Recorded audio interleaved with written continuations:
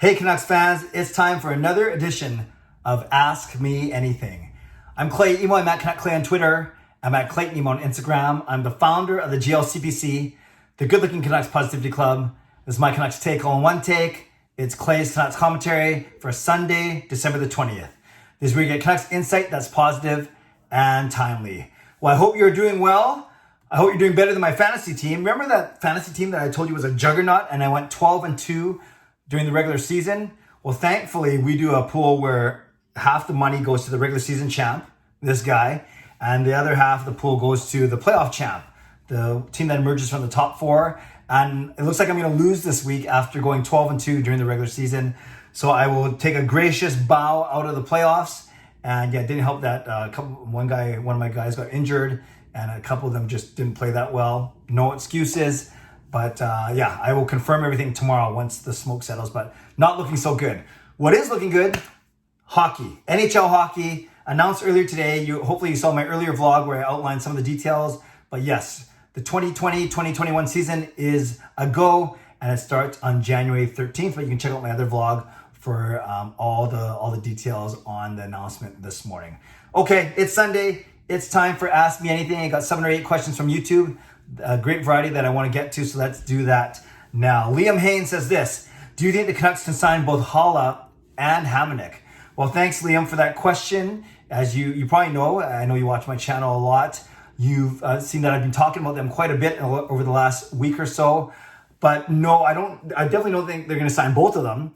And I think that the talks have gotten cold a little bit with each of those players, although with the announcement earlier today of NHL season actually taking place for sure, I expect to see a lot of activity happening throughout the entire NHL, and maybe that means for the Vancouver Canucks as well. So if I had to pick one, I don't know. We seem to have less depth on the blue line, so I think Travis Hamonic would make more sense, although I'd love to see Erik Haula in a Canucks uniform.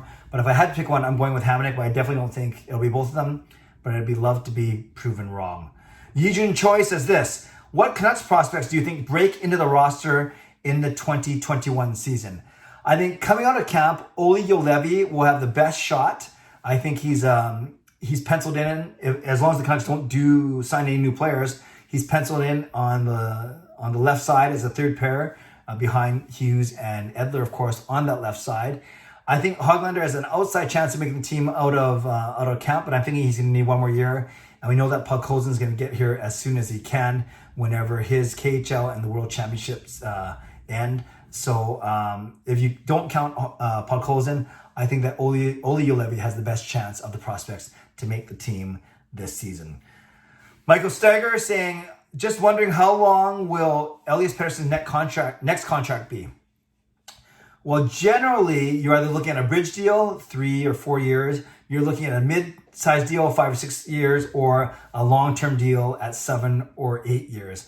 And the Canucks can sign their own players up by only UFAs, or restricted free agents, I say, up to 8 years or 7 years if you're signing a player from another team. So basically, they can go from 3 to 8 years. I say, given the uncertain... I've heard both. Given the uncertain financial landscape of the NHL and the predictability or lack of predictability, we know that revenues are going to be tough to come by for the next 2 or 3 seasons, or at least the next 1 or 2 seasons.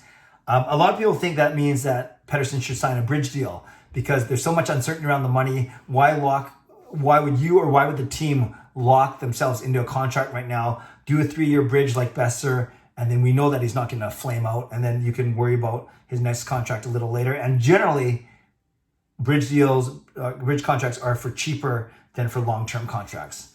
Others are saying, with uncertainty now, why not make it certain? And then if you lock Pettersson in at a long-term deal now, then hopefully as the salary cap goes up, then if you do a good deal, then that'll look to be a really good deal in the later years of the contract, i.e. a Nathan MacKinnon.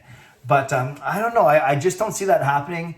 Especially, I have a feeling that Aquilini and then Benning by extension, I don't know they're into giving out a big money contracts. They haven't even signed Travis Green yet. Big money contracts under the current financial landscape. Even the ones for Mott and Virtanen and McEwen and Braden Holtby as a signing as a UFA. They've been relatively cost controlled, and we all know that Pettersson and Hughes are going to make a lot of money. They're going to stand to make a lot of money. So to answer your question, I'm guessing I would not be surprised if Pettersson gets a bridge deal actually of 3 or 4 years first, just to stem the next few years financially. But we'll see. Rome says this: if the pandemic is resolved with a vaccine and things return to normal mid-season, how would it affect the NHL? Do you think the NHL starts filling arenas, extend the season beyond 56 games, or stay the course? Well, Rome, I know you wrote this before the announcement from this morning. Definitely think no matter what happens, the NHL is going to stick to a 56-game season. If the vaccine starts to get to more people and more fans, ultimately, then yes, you're slowly going to start to see more fans in the arena. But I don't think it will affect the length of schedule or the opponents. That seems it's going to be all set. Intra-divisional play in your own division, and then a 56-game schedule.